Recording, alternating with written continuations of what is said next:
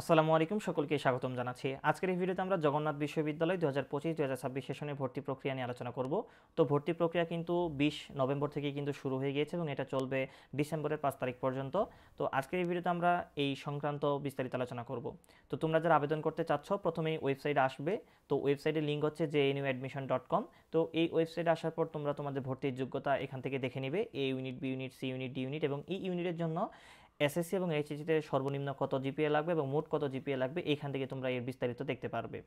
তো এখন তোমরা কিভাবে আবেদন করবে সেটি দেখাচ্ছি। তো আবেদন করার জন্য ওয়েবসাইটে আসবে এবং একটু স্ক্রল করলেই নিচে দেখতে পারবে click here to apply button রয়েছে, এখানে ক্লিক করবে। এখানে ক্লিক করার পর এখান থেকে আমাদের এইচএসসি এবং এসএসসি রোল, বোর্ড এবং পাসিং ইয়ার দিতে হবে এবং আমাদের একটা ফোন নাম্বার দিতে হবে। তো এখানে যে ইনফরমেশনগুলো চাওয়া হয়েছে সেগুলো আমরা পূরণ করছি।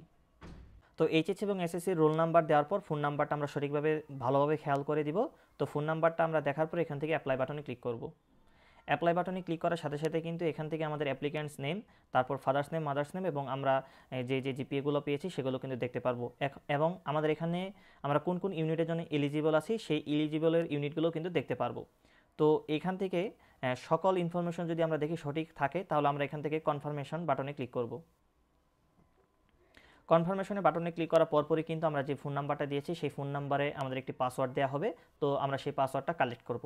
তারপর আমরা এখান থেকে ক্লিক হেয়ার টু লগ ইনে ক্লিক করব।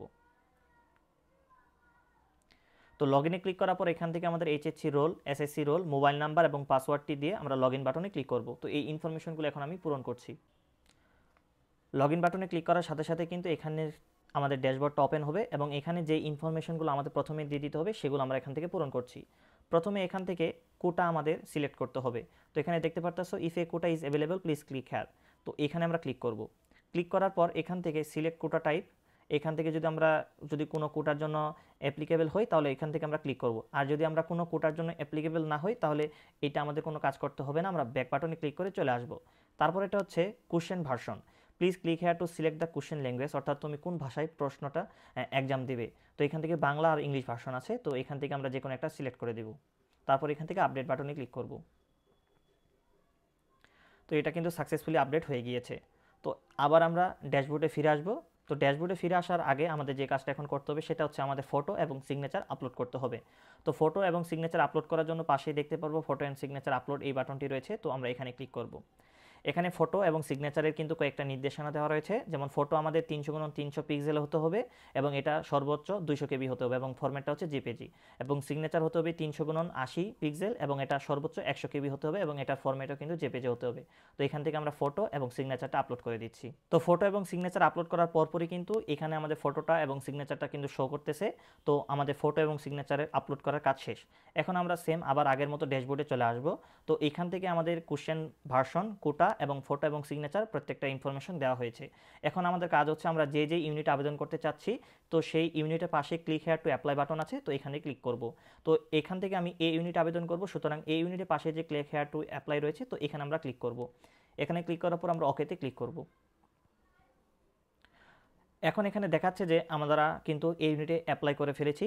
তো এখন যেটা বলতে হবে সেটা হচ্ছে click here to select A exam centre location, অর্থাৎ আমি কোন এক্সাম সেন্টারে গিয়ে এক্সাম দিতে চাচ্ছি তো এটা আমাদের চয়েস করতে হবে। তো এখানে আমরা ক্লিক করব। এখানে ক্লিক করার পর কিন্তু এখান থেকে আমরা দেখতে পারতেছি ঢাকা, রাজশাহী, কুমিল্লা এবং খুলনা এই 4টা অঞ্চলে কিন্তু ভর্তি পরীক্ষাটা অনুষ্ঠিত হবে। তো এখান থেকে আমরা যেই অঞ্চলে পরীক্ষা দিতে চাচ্ছি সেই অঞ্চলটা এখান থেকে সিলেক্ট করে দিব। তারপর এখান থেকে আমরা আপডেট বাটনে ক্লিক করব। তো এটা কিন্তু আমাদের আপডেট হয়ে গিয়েছে। তো আমরা সেম আগের মতো আবার ড্যাশবোর্ডে চলে আসব। তো ড্যাশবোর্ডে আসার পর এখান থেকে দেখতে পারতেছো পেমেন্ট ফর অ্যাডমিশন টেস্ট, এখানে পে নাও বাটন রয়েছে। তো এখান থেকে কিন্তু আমরা এটা আমাদের আবেদন ফিটা কিন্তু জমা দিতে পারি। তবে তোমাদের একটা কথা খেয়াল রাখতে হবে, সেটা হচ্ছে আবেদন ফি জমা দেওয়ার পর কিন্তু আমরা কোনো ইনফরমেশন কিন্তু চেঞ্জ করতে পারবো না। যেমন এখান থেকে কিন্তু আমরা যেই এক্সাম সেন্টারটা চেঞ্জ করার যে পারমিশনটা এখন আমরা পাচ্ছি, যখন আমরা পেমেন্ট করে ফেলবো তখন কিন্তু এটার পারমিশন আর আমরা পাবো না। তো এখন আমরা পেমেন্টটা কীভাবে করছি সেটাও দেখিয়ে দিচ্ছি। তো এখান থেকে পে নাও এই বাটনের উপর ক্লিক করব। তো পে নাও বাটনে ক্লিক করার পরপরই কিন্তু এখান থেকে পেমেন্ট আইডি এবং আমাদের কত টাকা খরচ হবে সেটা কিন্তু দেখাচ্ছে। তারপর আমরা এখান থেকে পে নাও বিকাশ এবং এখান থেকে রকেট কিন্তু দেখতে পারতেছি, কিন্তু এখনও রকেটের বাটনটা হয়তো বা অ্যাড হয়নি। তো আমরা বিকাশের মাধ্যমে পেমেন্টটা কমপ্লিট করব। তো আমরা এখান থেকে পে নাও বাই বিকাশের উপর ক্লিক করব। তারপরে কিন্তু আমাদের পেমেন্টের যে গেটওয়েটা রয়েছে সেখানে চলে যাবে এবং এখানে কিন্তু আমাদের 1,000 টাকা আবেদন ফি আর 10 টাকা বিকাশ থেকে কেটে নেওয়া হবে সার্ভিস চার্জ হিসেবে। তো এখান থেকে টোটাল আমাদের 1,010 টাকা খরচ হবে। তো এখান থেকে আমরা আমাদের বিকাশের অ্যাকাউন্ট নাম্বারটা দিয়ে দিব। তারপর কিন্তু এখান থেকে আমাদের ভেরিফিকেশন সাকসেসফুল হয়েছে এবং এটা কিন্তু রিডাইরেক্ট করে আমাদের ওয়েবসাইটে চলে আসবে। তো এখানে ওয়েবসাইটে আসার পর কিন্তু আমাদের 1,010 টাকা কিন্তু এটা কেটে নেওয়া হয়েছে এবং এখান থেকে আমরা কিন্তু চাইলে পেমেন্ট স্লিপটাও ডাউনলোড করতে পারবো। তো পেমেন্ট স্লিপ ডাউনলোড করার জন্য পাশে যে অ্যাকনোলেজ স্লিপ রয়েছে, তো এইখানে স্লিপ ডাউনলোড এই বাটনে ক্লিক করব। বাটনে ক্লিক করার পরপরই কিন্তু জগন্নাথ বিশ্ববিদ্যালয়ের যে পেমেন্ট স্লিপটা রয়েছে সেটা কিন্তু আমরা এখান থেকে দেখতে পারবো, যে জগন্নাথ বিশ্ববিদ্যালয়ের যে আমাদের কত টাকা কাটা হয়েছে এই তো ইনফরমেশনগুলো দেখতে পারবো। তো অনেকে আমাকে প্রশ্ন করেছে যে ভাইয়া সিগনেচারের উপরে যে এখানে লেখা রয়েছে অ্যাপ্লিকেশন নট ফাইনালি সাবমিটেড, তো এই লেখাটা আমার আসতেছে। তো এই লেখাটা তোমাদের আসবে না কখন জানো? অ্যাপ্লিকেশন কমপ্লিট করার পর এখান থেকে তোমরা দেখতে পারতেছো যে ড্যাশবোর্ডের পাশে ফাইনাল সাবমিট একটা বাটন রয়েছে, তো এখানে ক্লিক করতে হবে। তো ফাইনাল সাবমিট বাটনে ক্লিক করার পর যেমন এখান থেকে আমরা এই ইউনিট আবেদন করেছি, তো আমি আর কোনো ইউনিট আবেদন করতে চাচ্ছি না এবং এটাই আমাদের পেমেন্টও ক্লিয়ার হয়ে গেছে এবং আমরা এখান থেকে ঢাকাতে এক্সাম দেবো এবং আমাদের এক্সামের প্রশ্নের ভাষা হচ্ছে বাংলা ভাষা এবং উপরে যে ইনফরমেশনগুলো দেওয়া রয়েছে প্রত্যেকটা ইনফরমেশন সঠিক। তো এইসব ইনফরমেশন আমরা রিচেক করার পর যখন দেখবো সবগুলো সঠিক, তারপর এখান থেকে আমরা সরাসরি ফাইনাল সাবমিট বাটনে ক্লিক করব। তো ফাইনাল সাবমিট করার পর কিন্তু আমরা কোনো ইনফরমেশন কিন্তু চেঞ্জ করতে পারবো না। তো দেখো এইখানে এই ইউনিটের কিন্তু আমাদের ফাইনাল সাবমিশনটা হয়ে গিয়েছে। তো এখন যদি আবার আমরা যদি ড্যাশবোর্ডে চলে যাই এবং এখান থেকে যদি অ্যাকনোলেজ স্লিপটা যদি আবার ডাউনলোড করি, তো সেখানে কিন্তু এই লেখাটা কিন্তু আর থাকবে না যেটা এর আগের বার ছিল। যেমন আমি যদি আবার এটা ডাউনলোড করে দেখাই তোমাদের,